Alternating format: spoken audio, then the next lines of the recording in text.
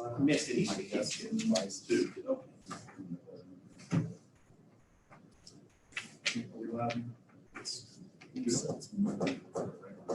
All right, Steve, you want to start us off? Yes, sir. And again, I think our goal today is to give him some direction. I think as we work on this budget for months, that kind of all went out the window the last couple of weeks. So it's all yours, Steve. All right, very good. Thank you, Mr. Chairman. And you're going to have to speak really loud. All right. I'm going to pull open a file here. Stefan, I don't know how this works when it comes to sharing. You have a tab on the bottom of the meeting to share the screen. Okay. And you just pick.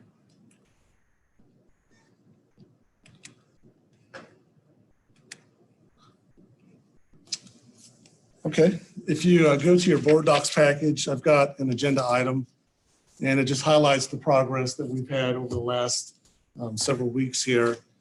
So you had an initial presentation on the 27th of February. And at that point, we had a gap of about $1.4 million. We came back about 2 weeks later, and we had an additional update on March 9th. And that's where it was communicated that we had a budget gap of a little bit higher, $1.437 million. So since that March 9th meeting, we've had a series of activities happen. One, of course, is being the General Assembly passed their $135 billion biennium budget on the 12th of March. Some of that impacts the revenues. So you can see in my budget item that, I didn't realize I have to stay on screen here, but you can see some of the revenues from the comp board were increased. I'm going to go ahead and see if I can tab down on this.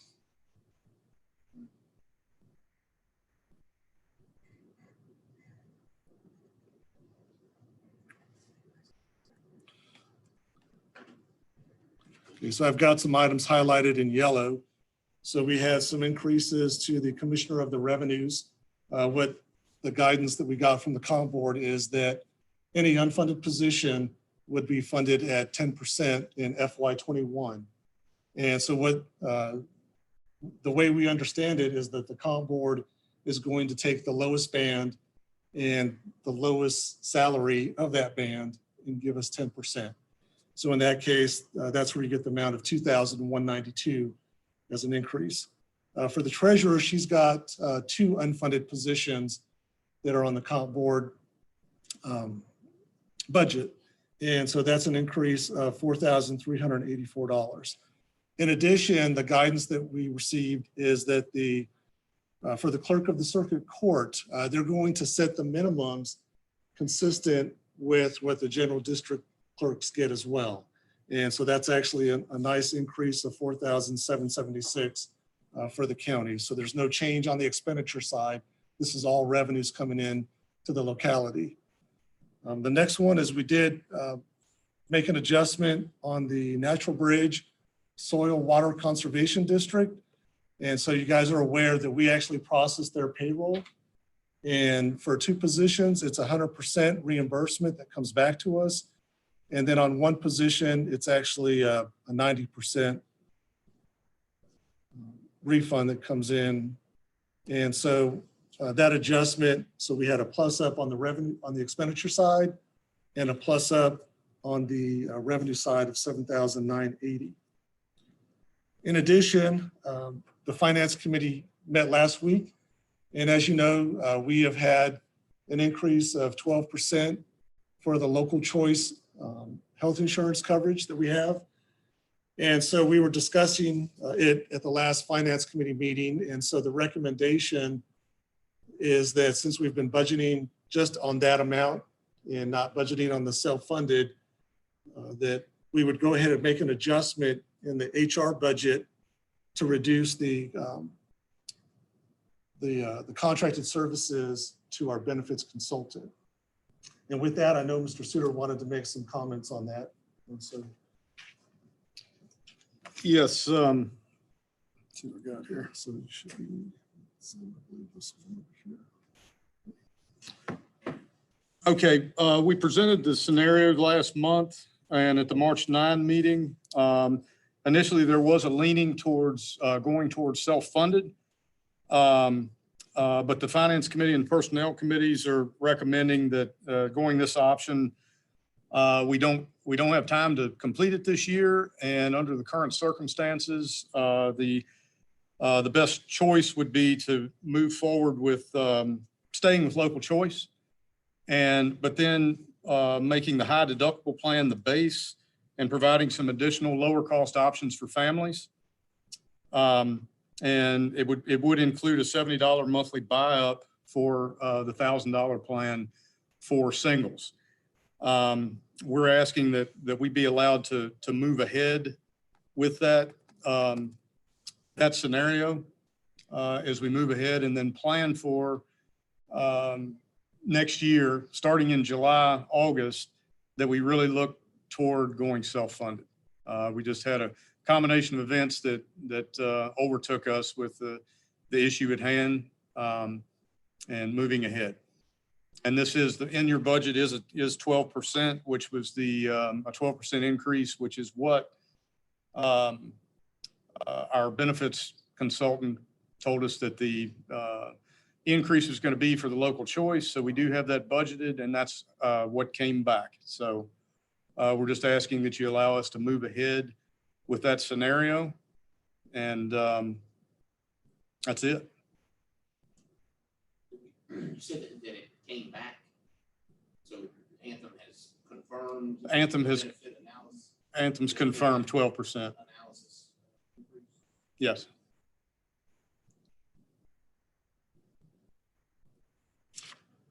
Any other discussion on that? Okay, I'll step back and let Steve continue.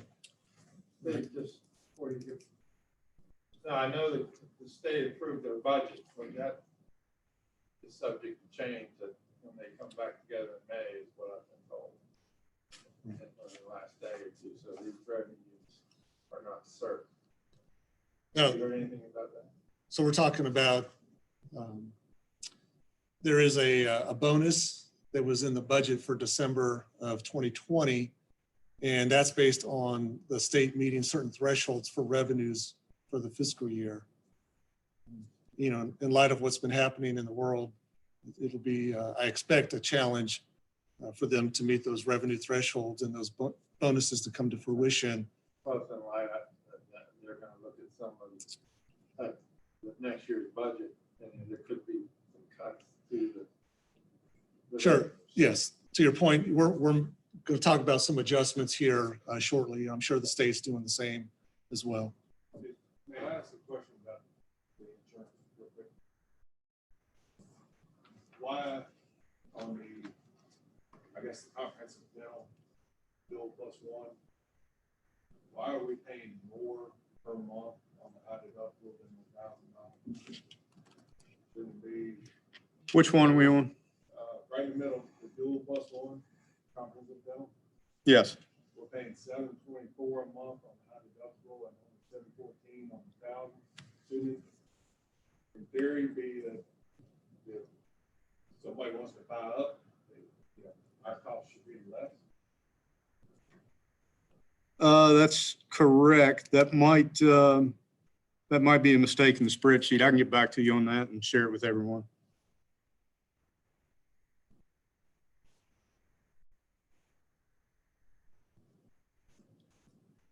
Yes. I'm guessing the same will be down for Banner as well. 958 versus 769. Is this in our board docs? No, it was just created today. I'll get you copies.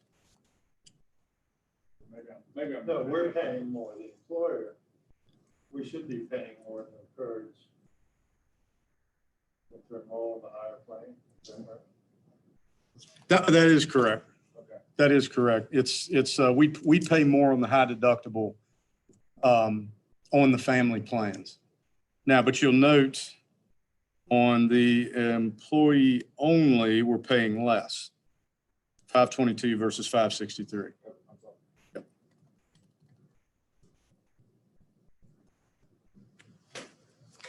We'll get you copies.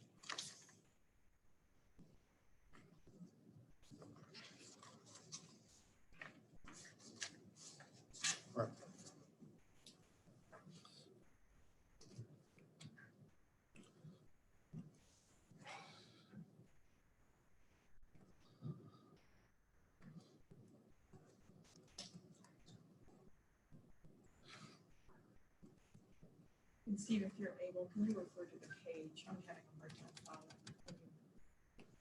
You know, I apologize. I think I did not add the page number on that one, on this It's file. on here. Is that, okay, it's not on my file.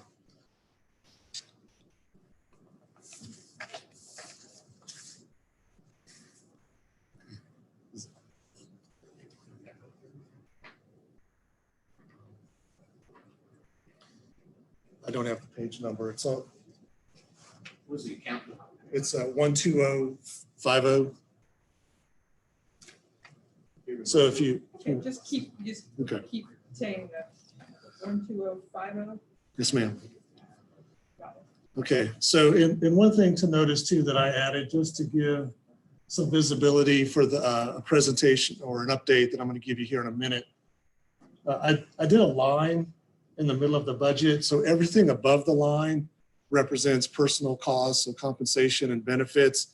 And then everything below that is generally regarded as discretionary spending.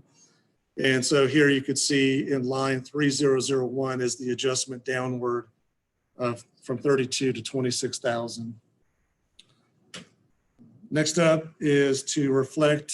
So I'm going to go down Are we to, still on 12050? I'm about to transition. That's actually on the revenue side.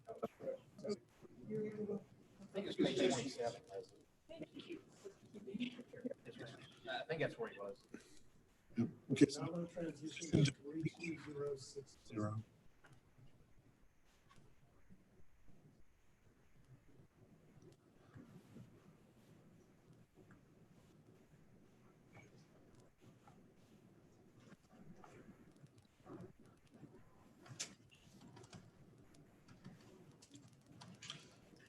So if you have the numbers.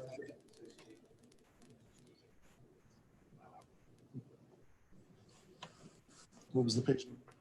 43. All right, so on page 43, you'll see that. You'll see that there's an adjustment upward.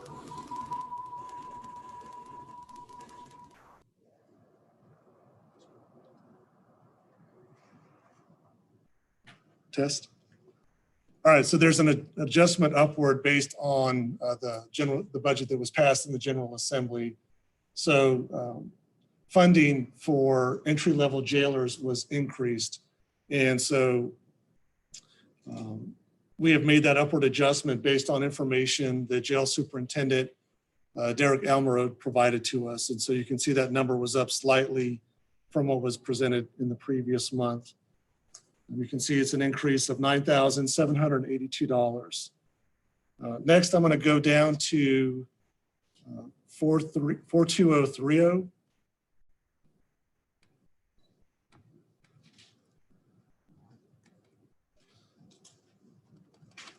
And again, since I don't have the page numbers, page 48, thank you, sir. We made the adjustment based on the new tipping fees that are anticipated for FY 21, and that's up 63,351 for Rockbridge County. And then I'm going to transition down to 81090.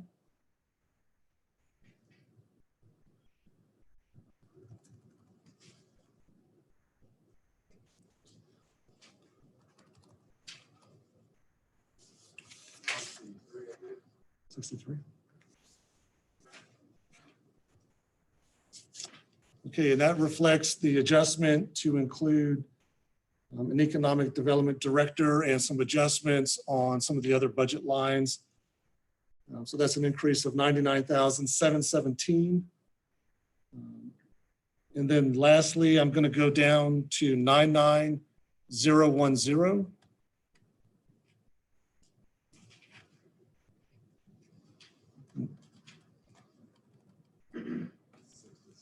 67. Thank you, sir.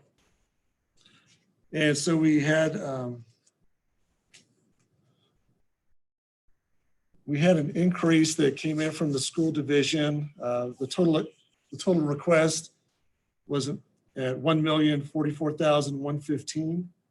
That was up $239.22 from the previous presentation. And through discussions with the finance committee, there was a recommendation to reduce that amount by $104,328. And so what you see in your budget for the school division's the transfer to the school division for operations is an increase of $939,787 from current. Then the last thing we've talked about was the adjustment for the number of vehicles for the sheriff's office next year. So they had a recent vehicle that was involved with in an accident, and it was declared a total loss. And so for next year, the vehicles go from 8 to 7. And so that was a downward adjustment of $40,341. And so you can see it went from $322,728 down to $282,387. So as a result of all these changes, what we have now before us is a gap of $1,639,592.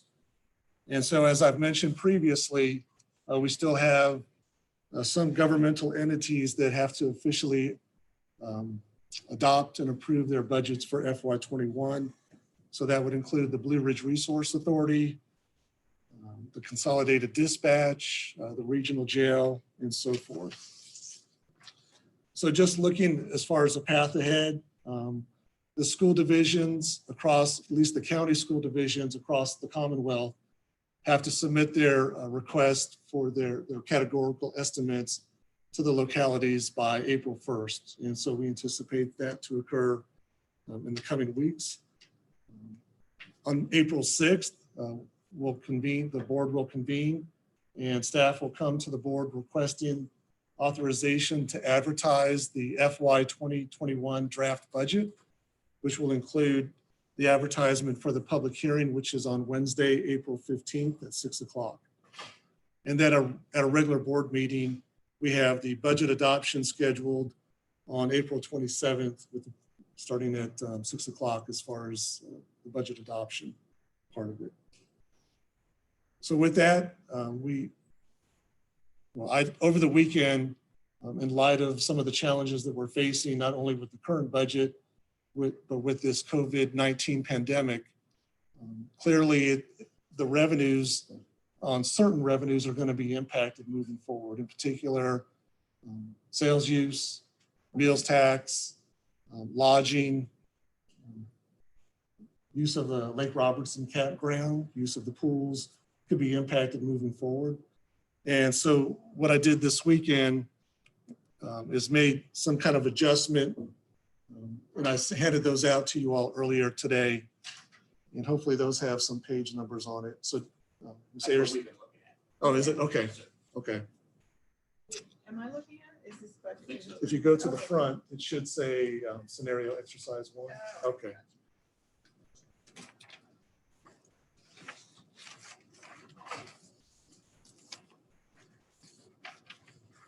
So before I transition to that, are there any questions on what I've presented to this point? If not, what I did is I took a series of inputs over the last 2 or 3 weeks, some coming from Supervisor McDaniel, some coming from staff internally. And so what I've done in this handout is I looked at some revenues and just estimated a 10% reduction, basically for use of ease. Obviously we don't know how revenues are going to be impacted, other than we can certainly say they're going to go down, especially over this last quarter. So I just used 10% just in case there's any kind of adjustments to 20 or 30 moving forward. So as I mentioned, there were some that's very reasonable to consider those are going to go down. So if you go to page 3 or 5. So you can see, again, I made just an assumption of a 10% reduction in sales tax, meals, and lodging across the board. In addition, if you go down to, building permits, I did a 10% reduction on that line, and that's on page 7. Looks like on ours, we did 7.5. 10 or 7.5? It's 10. The reason it's 7.5 is that it was a significant increase initially. So I took 10% from the 215, not from the 180, which is current. If you go down to page 8, I did 10% off of E&S, or erosion and sediment control. And then if you go to the bottom, you can see I made some adjustments on the Parks and Rec. So that's, again, the campground and use of the pools. And I also made some adjustments on school board, not knowing how things are going to go as we get into August and September. And then lastly, just a couple small ones associated with concessions. So I'm on page 10. And it's concessions at the Fairfield and Blue Ridge pools, just some small changes. So those are all reflected in purple. And so with that, all those changes represent a $667,842 reduction in anticipated revenues for next year. And so Mr. Suter and I will need to get together over the next week and consider other revenue lines that potentially could take a hit as we move into FY '21. So that takes the gap up to, not do anything with expenditures. Right. Right, about 2.3. Yes, sir. So with that, let's go ahead and transition to page 22.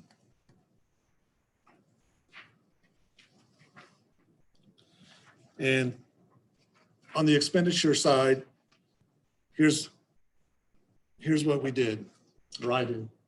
So looking at the Board of Supervisors, again, everything below that line in the center there represents what we call discretionary spending. And I did a 2% cut on the ask. And then as we move forward, so if we go to the next page on 23, one of the other things that I've done is I've pulled out the 2% cost of living adjustment that was previously budgeted in the FY '21 budget. So those are above the line in this case, and they're highlighted in purple. And so I don't know if you guys want me to go down through each one, but yes, sir. The 2% cost of living, is any of that tied to state revenues? Does the state help us with any of that? Not for the county. Okay. No, sir. Here's the county attorney. It's not, the 2%, the cost of living, that puts us back where we were before we put the 2% in. Right, that goes back to, I believe, the finance committee. It was recommended to put the 2% in there. Yeah. So just trying to remember my, when numbers were which, when numbers were which. So that's even funding from, I mean, it's just last year. Correct. Okay. Yes, ma'am. Yeah. Yep.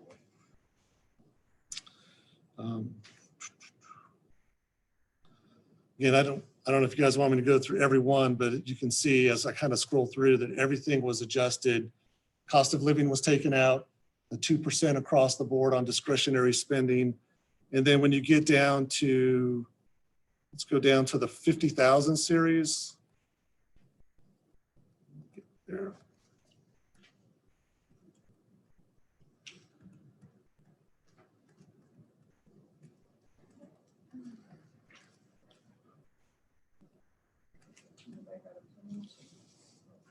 Okay, so page 54. So in this case, what I did is for the nonprofits that have requested funding for 2021. I did a 10% reduction on that ask. Now you'll notice on this particular one, I'm on 51010, which is considered health. I did not make any change to the health department request.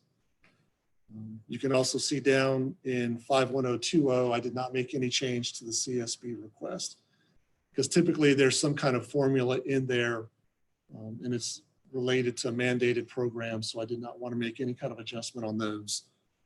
So if you page down to 55,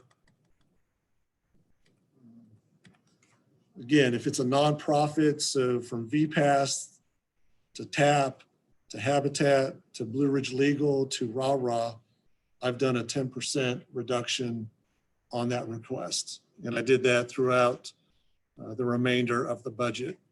Even as far as going down to page 56, because I don't believe the request from Dabney Lancaster is linked to any kind of formula or mandated funding. So I did a 10% reduction on that. So this is all an exercise. It's not a recommendation that has come out of the finance committee, since it was just done yesterday. So all of these changes that I've done gets us to a scenario where you saw it if you were tabbing down through the revenues. We can go ahead and keep going down to, if you go down to page 68, which is a summary, this same information is also reflected, this little table is reflected on the revenue side. So all of these changes that I've made, these reductions in revenues, these reductions in discretionary spending, removing the cost of living adjustment, and also doing a 10% reduction on nonprofits, still puts us in a position where we have a gap of $1,770,904. So we still face a significant gap. So I've got a few things that I will just put out on the table, because we're trying to get to a solution, which is a budget, a balanced budget. I've got a suggestion that on those reductions that I've done on the revenue side, we may want to consider using unassigned fund balance in the budget to bridge us through FY 2021 in anticipation that as we kind of come out of this COVID-19 pandemic, that we can anticipate things will improve moving forward in 2022. So that's a proposal that I'm submitting to the board for consideration. So basically that would increase, we would reflect that in our revenue side of using unassigned fund balance of $667,842. So that would reduce that amount. Also, Mr. Suter spoke with Mr. Almerode this afternoon about trying to find some further reductions in the jail budget. And so they have been able to work through some right sizing, and we're potentially looking at a reduction of our cost share of $262,800. So again, that would help bridge the gap. And then there, Just briefly on the jail, I did talk with Superintendent Almerode this afternoon, and just a quick update on that. The prisoner count in the building is now down to under 110 from a high of the 170s. And emergency housing is down to 96. So they are working hard to get folks out of the jail, and hope that trend continues. And the total suggested reduction was $365,000. That would be, again, 74% of that is $262,800. That's $300,000 in emergency housing, taking emergency housing down from 1 million to 700,000, and removing a vehicle. And he asked that if we remove the vehicle, that the localities be willing to step up if they do have a vehicle go down, because they don't have anything to replace what they've got now. But he said he was willing to forgo that this year and try to keep it going. Any questions on the jail? My understanding was from the state that they had closed the doors on any state prisons. How are we, I mean, it's great, I think, but where are they going? Home electronic monitoring, a lot of them, it's my understanding the Commonwealth Attorney's been working to get folks out of the jail. And that reduction from 170. It's not like it was just 170. That was one of our high points. So it's not, a 60 person stream went out of the jail. They're just working to get as many as they can out. So with that reduction, what is the amount that we would still need to pay on the bill? What's the increase amount with that reduction? 300, it was 670, 630. We take 262 off of that.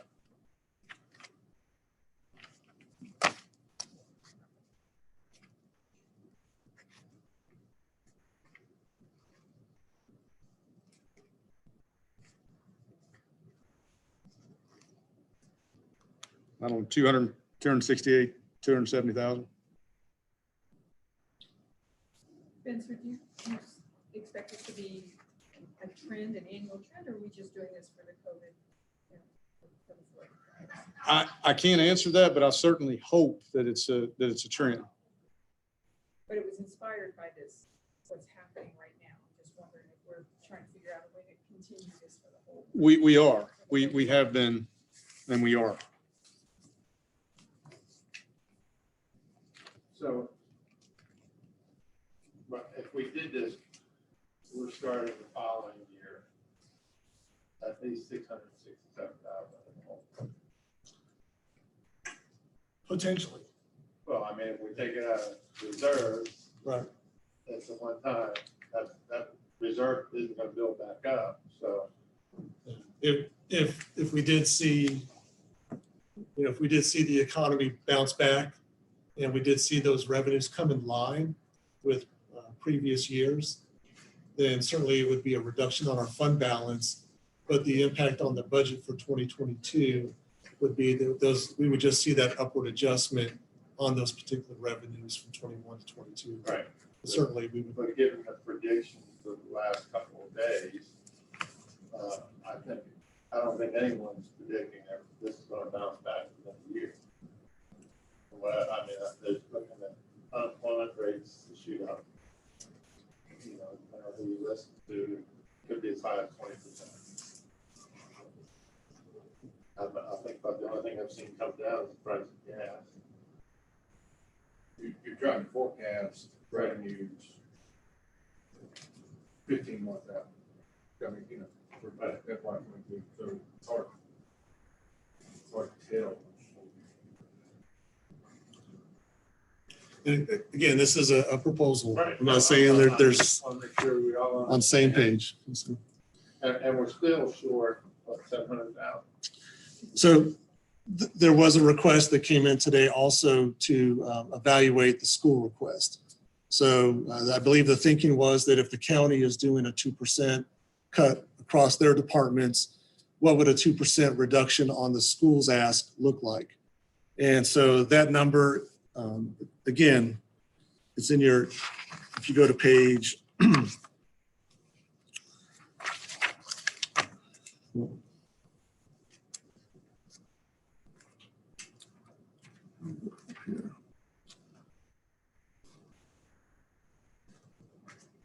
if you go to page 67, right, so their request currently, not their request, but the adjusted request would be 15,379,497, which is an increase of 939,787.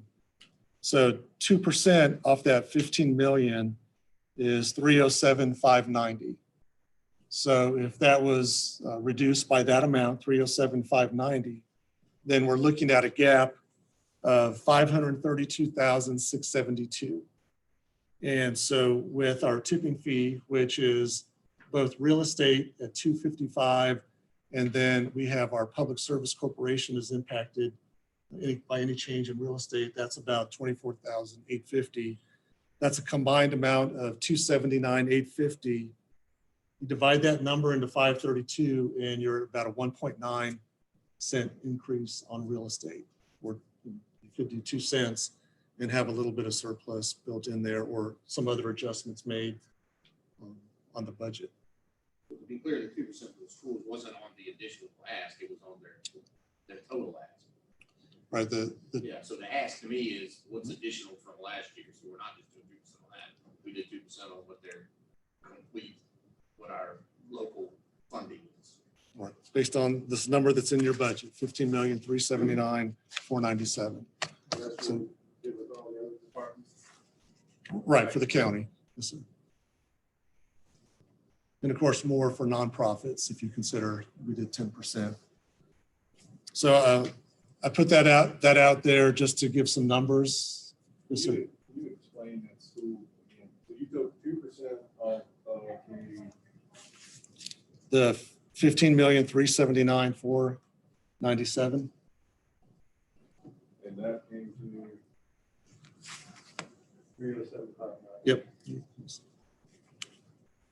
All right, so then what you did was take the 939,787 minus the 307,509. You get what their ask would be? Right. That's what was requested of me, is to take 2% off of this ask. And so it's just for discussion only. Obviously there's no change in the budget. And unlike other departments, that's impacted by contributions from the state. When we don't locally match them, that can impact further money that the state's not going to provide. We're just taking it off their total, I mean, how they match it. Would that be correct? Would that happen? Would it impact how much the state? It could. I mean, I don't have their budget, so I don't know what kind of adjustment they would evaluate making if the board said, we're going to give you X amount of dollars and let you guys figure it out. I don't have their budget, so I don't know how they might consider making those adjustments. But to Mr. Lewis's point is that there's a 2% increase from the state for SOQ positions. And so that 2% is applied across the school division. And so they would have to evaluate whether that's, they have space in their budget to make it up. And if they don't, they'll lose additional. They'll lose Right. business. And keep in mind, the school budget, what we do know about the school budget, 85 to 90% of the school budget is salary. Right. So you can guess what, that's what that is. Right, got it. But keep in mind too, because I did some research today, that 2% doesn't have to take place next year. It has to take place within the biennium. And the superintendents are already asked that be pushed back. The requirement is 2%. So it's not 2% per year? But you can, it's 2%, a total of 4%. So as long as you get 4% in the biennium, you're okay. And if we think things are gonna turn around, then you could reduce that and give 4% bottom. And not lose the straight line. Well, how does For that work? raises. Yeah, I mean, how does that work in your first year? The reason I asked you, I thought there was about $200,000 There's $200,000. additional state money coming to pay for the SOQ portion of the 2% raise in the first year. So if they don't give the 2% the first year and wait to give 4% the second year, Right. is their money from the state going to be reduced by that 200,000 first year? No, but it won't get increased by 200,000 the second. So if you got 200,000 each year, you get the 200,000 the first year. You don't get the raises, you're gonna get 4% the second year, but you only have 200,000 the second. You do.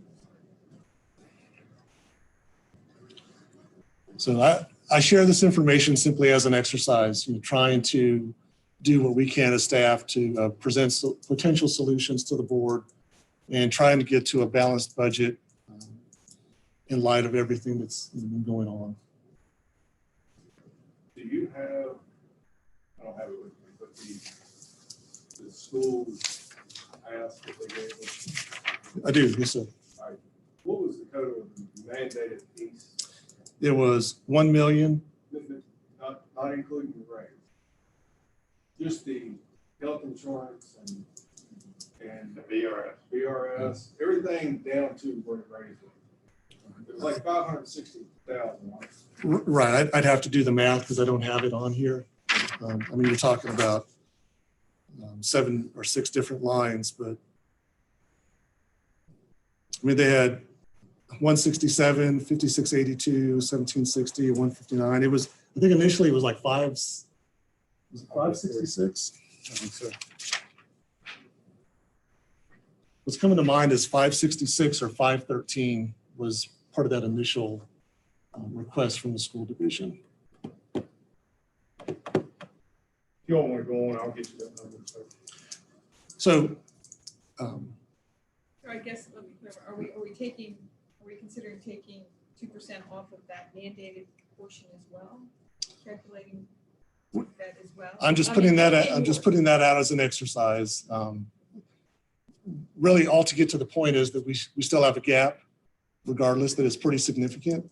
And we've got a fairly tight window to get to April 6th. And so what staff is requesting of the board is that over the next week and a half, as you guys are looking at budget update number 4 that you got online, and then this scenario exercise number 1, there may be other options to consider and evaluate to help us try and bridge that gap.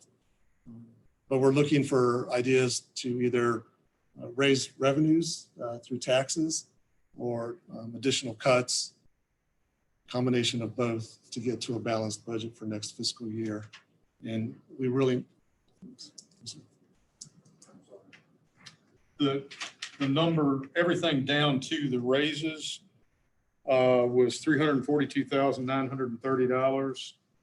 And then the 2% raise, the local ask for that was $492,529.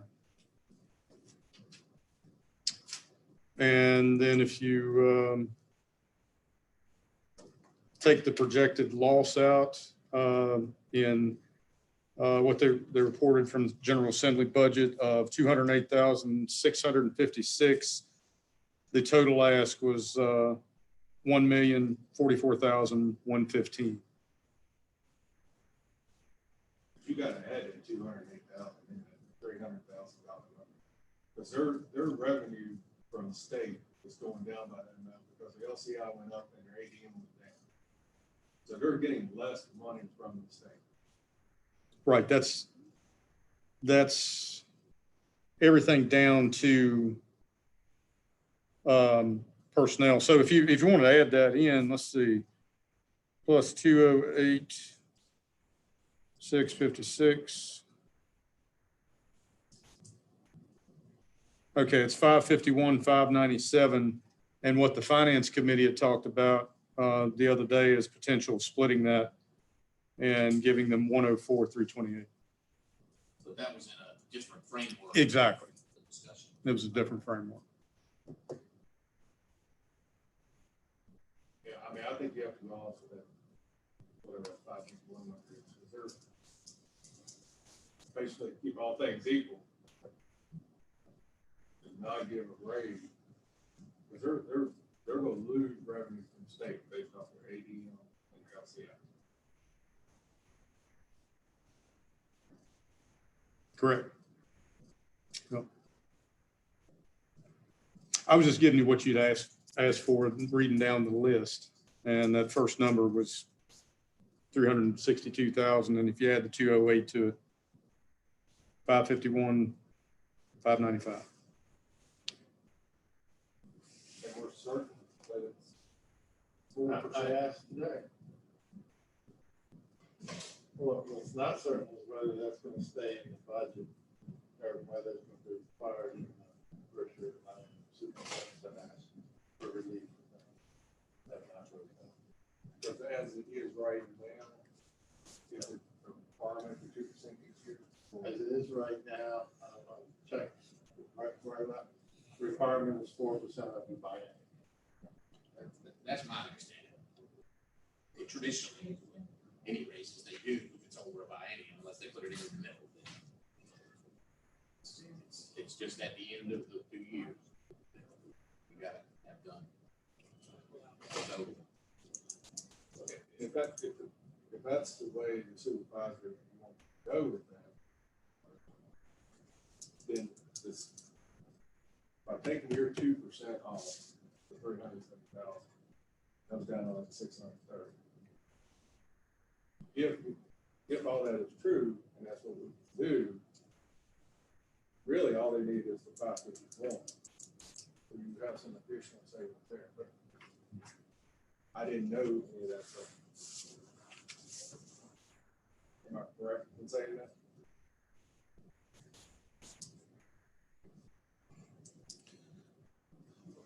Spencer, what was that number again?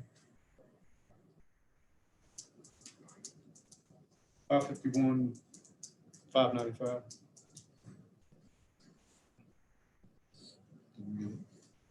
That's all these numbers, everything but the raises. Okay, so 551. 595.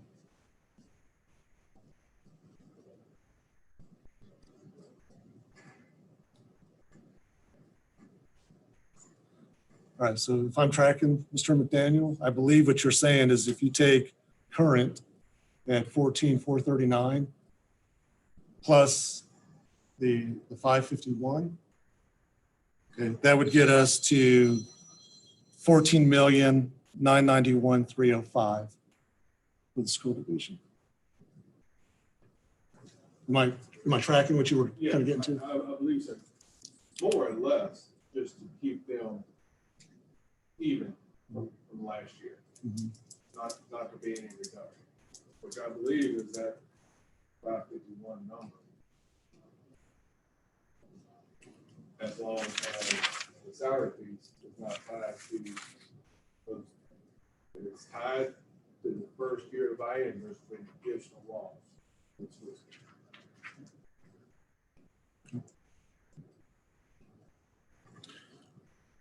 So I know we've got a few minutes before the regular board meeting begins. So over the next week, if there's any inputs that the board would like to provide to Supervisor Lyons and Lewis, please do so. We would like to sit down early next week and get to a solution in preparation for the meeting on April 6th, which is where I'm going to be coming and asking the board to advertise the draft budget. with like travel and gas and fuel prices. Did you just do 2%? Yes. So, Because obviously fuel prices are less now than what I'm assuming you anticipated when the original budget was done. So is it possible more to be cut out of those line items? yes, and Mr. Suter and I had actually spoke earlier today to evaluate travel and fuel specifically moving ahead. Now, I'm guessing, the first 6 months of this budget, travel is going to be limited anyway. Right. So that's possible. It could be a further reduction. that's exactly what we said. We don't anticipate travel probably occurring in the first 6 months of the fiscal year. If we kept wages the same in the different departments, how come some of them, like the hospitalization or the retirement, goes up? Was a VRS Right. increase based off of the whatever the existing- Right, so VRS and health insurance goes up no matter where compensation's Okay, at. I just wanna make sure I- Yes, sir. So again, the rate went from 12.69 to 15.22 for 2021, 22 biennium. And again, that's something that could change as there may need to. That they're trying to find some ways to get some relief. So So what I'm hearing, is there's no objection to what you've done so far. And we want to make sure the schools are held harmless as so that the level funded from last year to this year. Total. which may be an increase just because of a boom. Right, but it's funded at just what's absolutely required in that first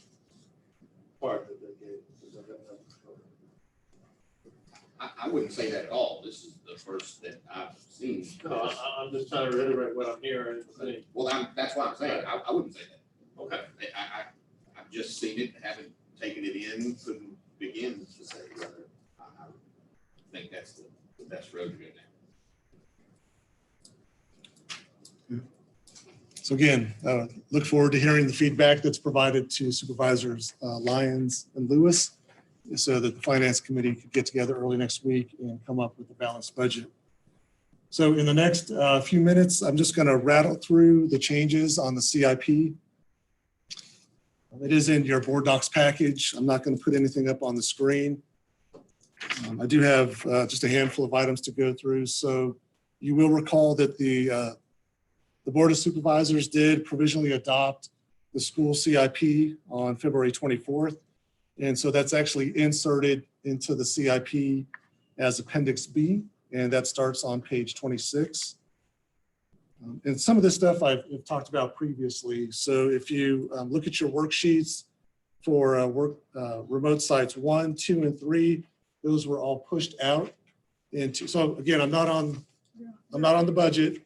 Yeah, I'm done with the 21 budget. Again, I'm not going to bring it up on the screen. I'm talking about the CIP that's on board docs.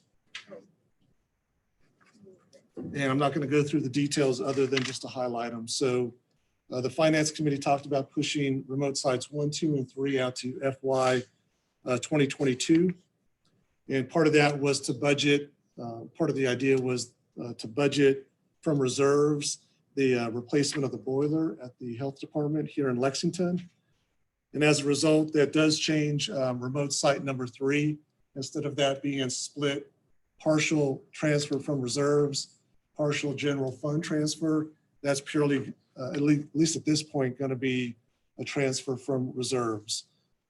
We also pushed out the municipal management software.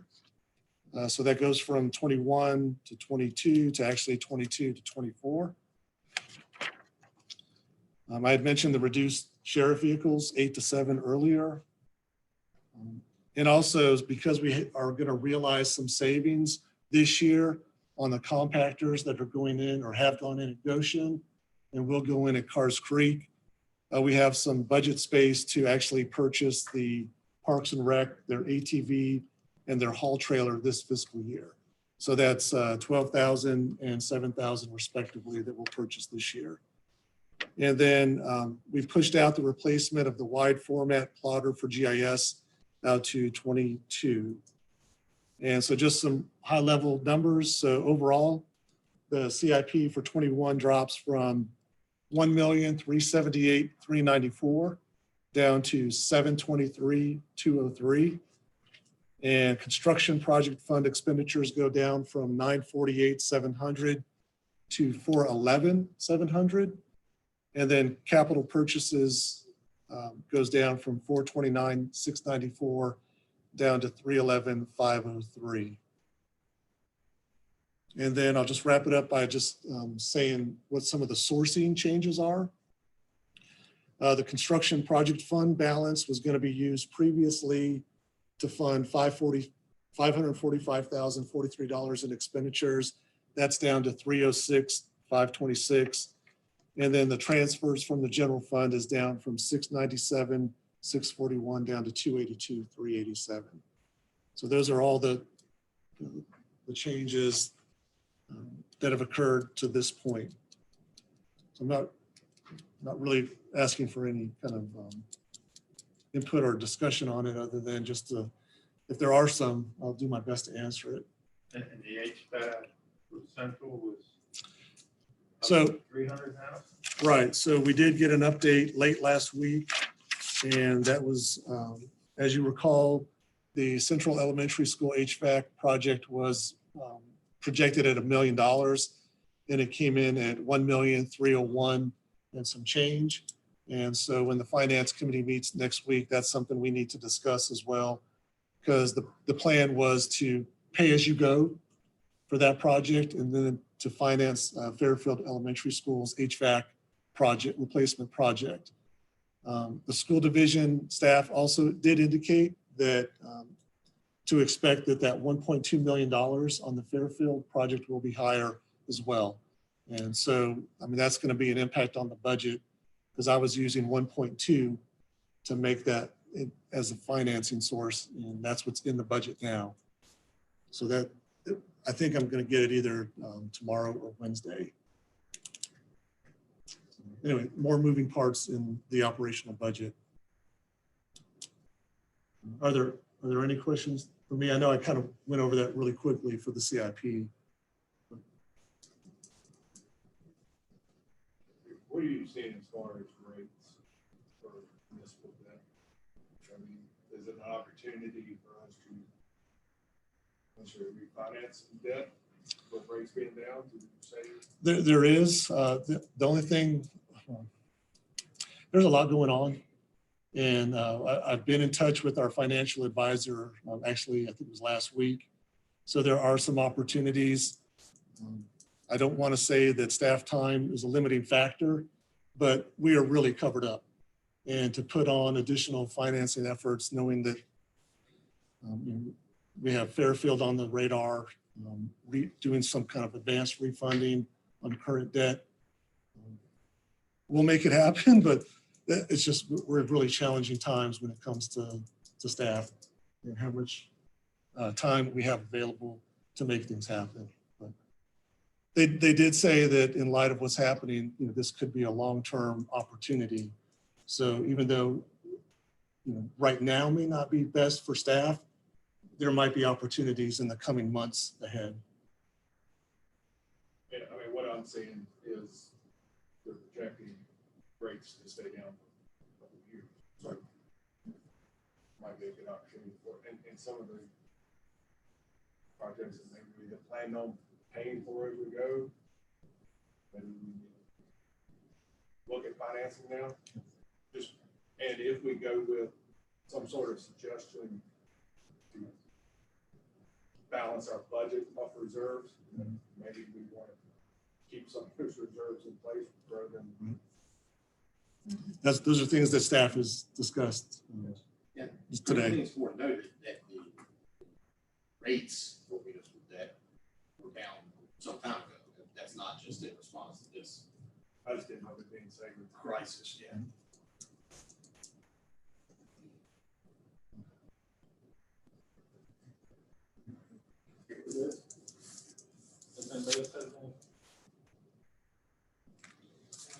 All right, thanks for the time. Appreciate it.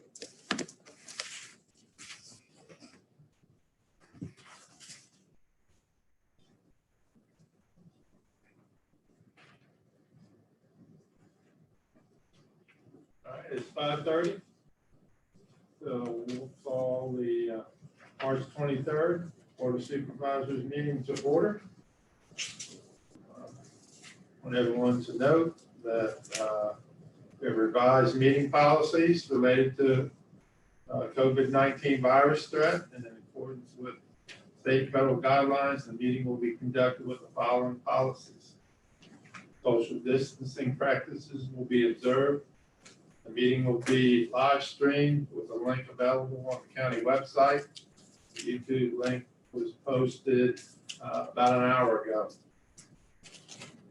Citizen comment period will be removed from the agenda. Rather than attending the meeting in person, citizens were encouraged to submit public comment in writing to the county email address. In any case, a maximum of 10 people other than the board and staff will be allowed in the room at any time, each sitting at least 6 feet apart. If the maximum is reached, no one else will be allowed to enter until a person leaves. Does anyone have any changes to the agenda? I'm not sure if this is what I should. No changes to the agenda, I'm sorry. Okay. I do have a change to the minute. Okay. This time I ask everyone to stand for the pledge. I pledge allegiance to the flag of the United States of America and to the republic for which it stands, one nation, under God, indivisible, with liberty and justice for all.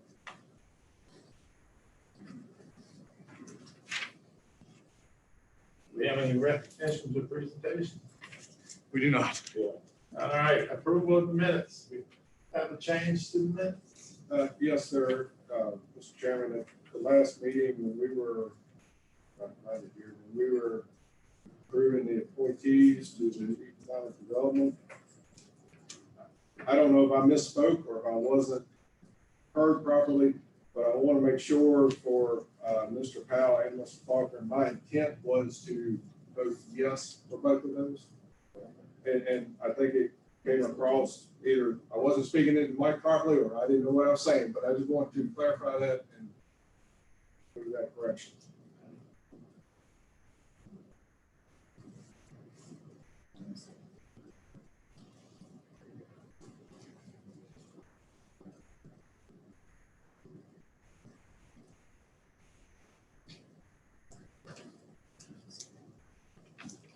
Don't you make note of that correction, please? Yes, sir. Okay. Any other changes to the minutes, corrections to the minutes? Do we have a motion to approve the minutes as amended? So moved. Do we have a second? Second. Okay. All right. Mr. McDaniel? Yes. Ms. Ayers? Yes. Mr. Lewis? Aye. Mr. Day? yes, And the chair votes yes. School appropriation resolution. Good evening again, Mr. Chairman and members of the board. The school division met a couple weeks ago. They had some new grant funding that came in. The total appropriation request is for $115,000. It's the recommendation to approve the resolution as presented. Any questions? We have a motion to approve the appropriation resolution. Second. Second. Further discussion? Ms. McDaniel? Yes. Mr. Lewis? Aye. Ms. Ayers? Yes. Mr. Day? yes. Chair votes yes. Thank you.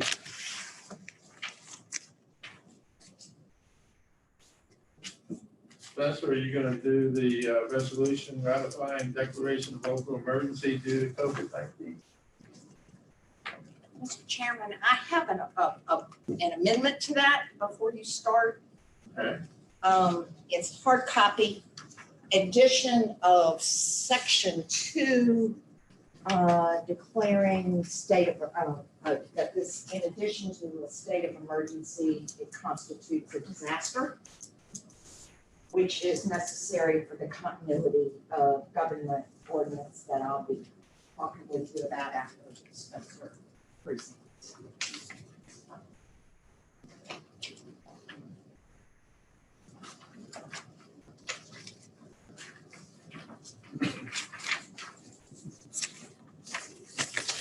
Okay, you want a quick update? A lot of this is nothing that you all don't already know. We have 2 known cases in the area, both from the same household and self-isolated with VDH monitoring. As you noted, schools are closed for the rest of the year. And I just noticed on my phone, I reread the governor's, been pretty busy today, but reread the governor's announcement. It looks like no more gatherings of no more than 10 are going to be prohibited. We have closed offices here and locked down satellite areas as much as possible. Lake Robertson, to date, is still open for fishing and hiking only. Staffing is doing our level best to social distance. We're taking this very seriously. We don't have many positions which can effectively telework. We're very thin staff, as you know, but we're doing our best to get that done where we can. I have communicated with the jail, the sheriff's office, Blue Ridge Resource Authority, 911 center regarding contingency plans, and they are in place as much as they can be in those locations. The PSA and MSA have implemented plans to limit access and keep employees separated as much as possible. We continue to stress to the public the importance of taking this threat seriously, maintaining good social distancing and hygiene, and that anyone who is sick obviously should not come to work and should self-quarantine. Couple of things in Virginia, the presumed cases are 254 now. Virginia hospitalized cases, 38. 6 deaths in Virginia, and screen folks in Virginia is almost 3,700. As you know, we declared a local state of emergency, which is what you'll be voting on here shortly. The 911 center is screening flu-like symptoms by asking additional questions to assist in responses. We've got modified EMS response protocols in place. Having only one provider make contact with and assess the patient, wearing the proper PPE. We are working on plans for a PPE collection center. And we believe we have a location for that. And we hope to have that open by tomorrow, and a press release would be sent out at that time. So that's where we are. It's been busy. Are there any questions right now? All right. You want to go ahead and we asked them to adopt the revised? Okay. You have the revised resolution. If there are any questions, certainly Ms. Huffman and I are here to answer them.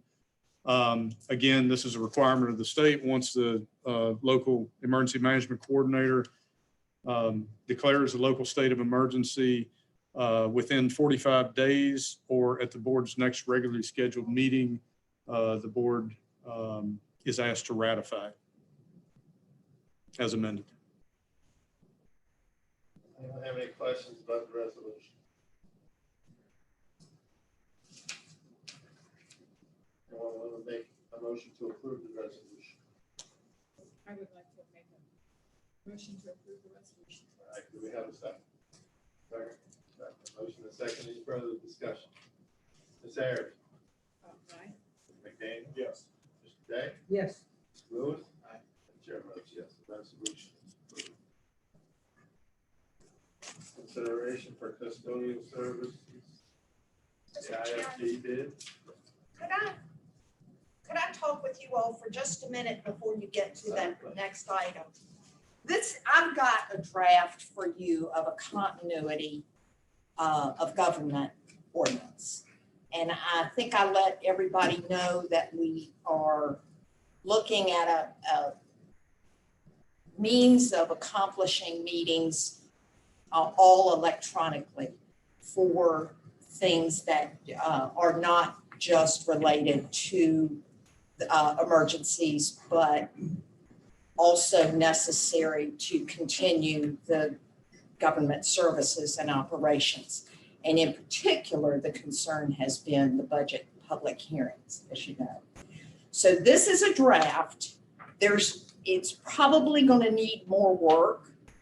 And a recommendation is coming out from a task force created by my professional organization. The local government attorneys of Virginia are working on this statewide. Everybody is contributing things to be considered. We have not gotten the final recommendations yet. So this is what I have so far, and I'm asking for authority to advertise it by the next meeting for you to consider at the next meeting. Thank you. You'll see March 23rd highlighted at the top.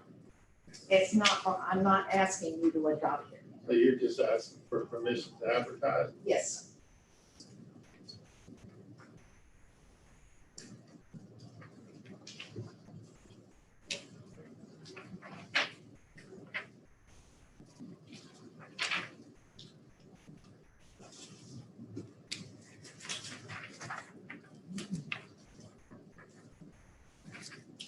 And I'll be glad to answer any questions. So you just want permission to advertise it, and we have any questions or concerns, we can direct them to you. That'll be just fine. You're just advertising a meeting to discuss this, because what you initially said, this is very much subject to change, right? That's correct. You're not actually advertising the document as presented, you're just advertising a meeting to discuss whatever document is available at the time. That's correct. And I'll update as I can, but I would imagine well, this ordinance is something that can be adopted in an all electronic meeting because it relates to the state of emergency. So let's assume your next regularly scheduled meeting in April is held all electronically. You can consider adoption of this at that time. You can do it as an emergency adoption, in which case it's effective for 60 days and you would re-adopt later, or you can adopt it with the full advertising provisions. You don't have to advertise it if it's adopted as an emergency. That's another option for you. But my thought is if you adopt it with advertising, then it will be effective for 6 months.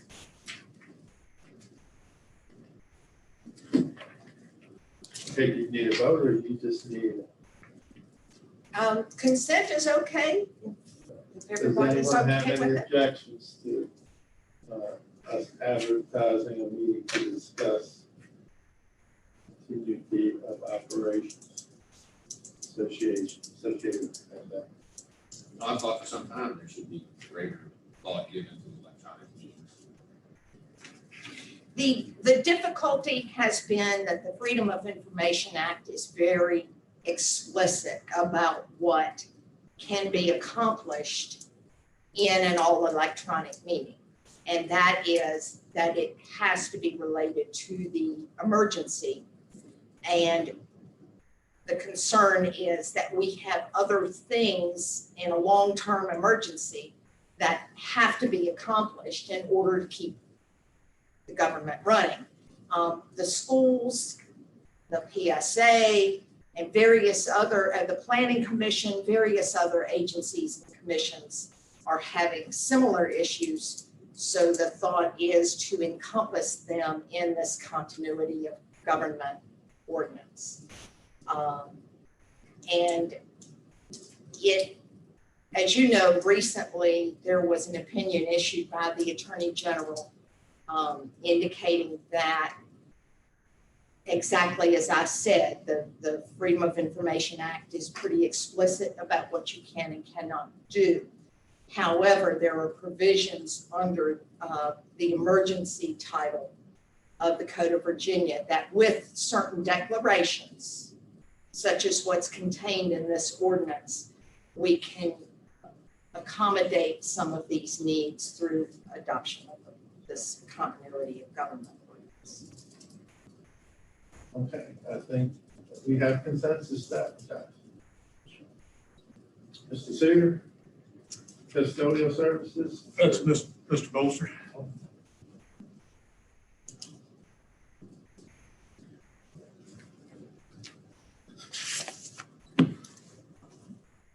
All right, if you go to your board docs package, you'll see the agenda item listed. So our custodial services contract with our current contractor runs out at the end of this month. And so in anticipation of that, staff issued an IFB on February 29th. It was out on the street from the 29th to March 16th. It was out on both the county's website and also EVA, which is the state procurement site. It was also advertised in a local paper. We had a bid opening on March 16th at 2 o'clock. We had 5 bids that were submitted. Those 5 bids are listed on your agenda item. And so we've got Clean Care Cleaning Services, LLC. We did our due diligence and consider them the low responsive and responsible bidder. There is a resolution and agreement. And so what staff is requesting from the board, if they are in agreement with what is being presented, that you would adopt the resolution to award the bid and authorize the agreement, which shall be approved as to form by the county attorney. I'm available to answer any kind of questions there may be. Any questions? We have a motion to approve the resolution awarding the bid to Clean Care Cleaning Services, LLC. Do we have have a second? Second. Second, any further discussion? Mr. Day? Yes. Mr. McDaniel? Yes. Ms. Harris? Yes. Mr. Lewis? Aye. And the chair votes yes. All right, thank you. Appreciate it. Resolution supporting pretrial services in Rockbridge. Blue Ridge Court Services has requested support of the resolution that's in your package. As previously reported, this will provide support for the pretrial grant that is currently submitted. The idea is to have Blue Ridge Court Services receive a full-time person in our area to give us in the 3 localities, Rockbridge, Lexington, and Buena Vista, all the pretrial services that are available through pretrial services. So it's a state program. We are high on the list as far as need, as far as the state goes, and fairly confident and hopeful that they would get that grant to provide that service. But this resolution would assist. So we're looking for a motion to approve the resolution supporting the expansion of pretrial services to the city of Lexington and Buena Vista, the county of Rockford. All right, do we have a second? Okay. Any questions? Mr. Lewis? Aye. Mr. Day? Yes. Ms. McCann? Yes. Ms. Harris? Yes. And the chair votes yes. Thank you. Okay, well, we have a few minutes before we start our 2 public hearings. Just like to, especially since we have some press here, is to ask them to please express our heartfelt gratitude to our medical professionals, our first responders, in this time that we've never dealt with anything like this. And I want to assure the citizens that Spencer Sear, I think he's been working 7 days a week, more than 12 hours a day, to make sure that we continue to function as a local government. Now is not the time to panic, it's the time to work together, and it's time to look out for each other, even though we all don't agree. It's time to start looking out for our neighbors. So rather than be out and about, check in on your neighbors, see if you can help somebody, and we'll pull together like we always do in Rockbridge, and we'll get through it. It just might take a little longer than it has in the past. Could I add to that? Yes, you may. I'd also like to thank all of our staff. I mean, it's regional, and we're working very closely with our regional partners, the cities. The joint task force that has been developed in the unified command is working well. And we're doing our best to get information out when we receive it. The media has been very good about pushing that out. And I'd just like to reiterate that all staff have been very supportive, very understanding, and they are doing their best to stay away from each other. And also like to recognize our law enforcement too, who are out there in harm's way, and our dispatchers who are hanging in there and taking the calls, in addition to all those you mentioned.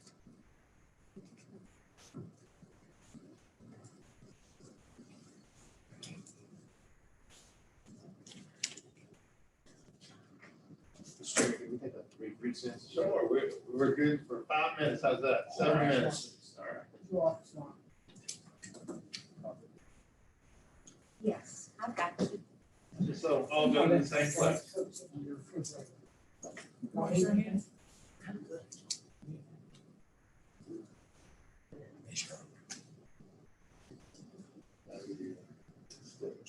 How you doing?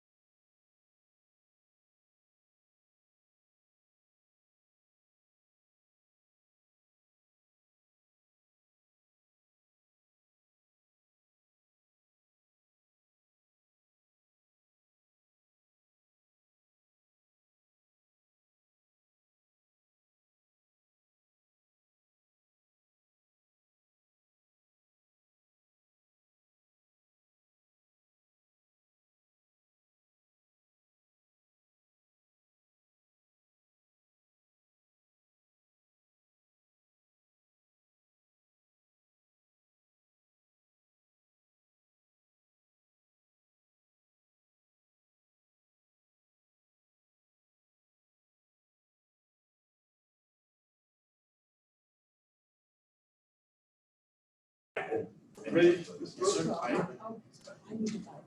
sir. All right, it's 6 o'clock, time for our public hearing.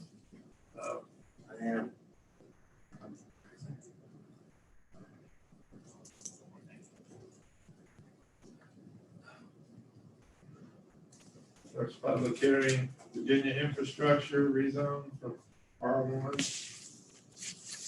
to I1. That's it. Thanks. Hope everybody's doing well tonight. So we had a project come through Planning Commission. It's off of Cloverleaf Lane, which is off of Flowers, 0.8 acres, adjacent to industrial zone. Virginia Infrastructure's got their contractor's yard in the industrial portion. It purchased this residential piece and have requested to rezone it to industrial to expand their little bit of yard area up there. Planning Commission has recommended approval. Anyone have any questions?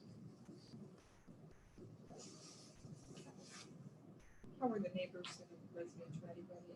No comment from anybody at the public hearings. But no letters, no. No. Okay. We will open the public hearing. Is there anyone here to speak or have we received anything? No. Okay, we'll close the public hearing. Based on the planning commission recommendation. We approve. We have a motion Second. and a second. Any further discussion? Mr. Lewis. Aye. Mr. McDaniel. Yes. Mr. Day. Yes. Ms. Ayers. Yes. Chair votes yes. Thank you. And the second one, vacating a plot of Highfield subdivision. So we talked about this at your last meeting. This was a 10-lot subdivision proposed by Jimmy Leslie. And in 2008, project was never developed. It's just really not feasible at this point in time and not a goal of Ms. Leslie. Jimmy passed away a couple years ago, and she's just asked to vacate the plat and return the property to her farm. We've done all our notifications, received no comments on this. This did not go through Planning Commission. This is just a board action in terms of vacation of a plat. Do we have any questions? If not, we'll open the public hearing. Anyone sign to speak or send in anything? Yes, sir. All right, we will close the public hearing. So basically, this is just going back to the way it was prior to the request to subdivide. Right? Exactly. I'll make a motion to approve. Motion Second. and a second. Any further discussion? Mr. McCain? Yes. Mr. Lewis? Aye. Ms. Ayers? Yes. Mr. Day? Yes. And the chair votes yes. Thank you. I appreciate that. I'll get back with the applicants.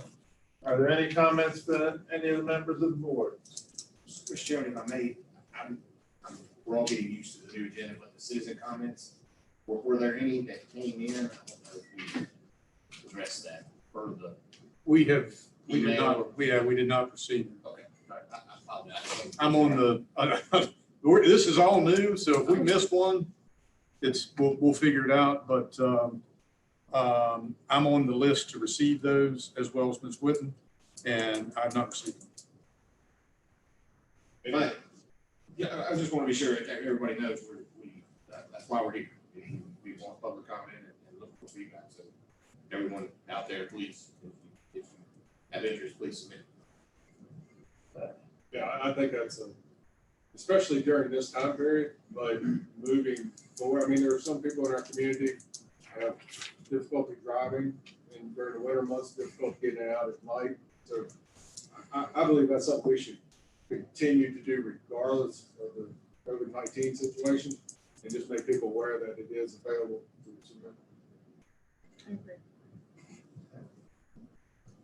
Any other comments? Do we have a motion to adjourn? Yes, sir. Do we have a second? Yes. Okay. Mr. Lewis? Aye. Mr. Day? Yes. Ms. Ayers? Yes. Mr. McCain? Yes. All right, chair votes yes, meeting's adjourned.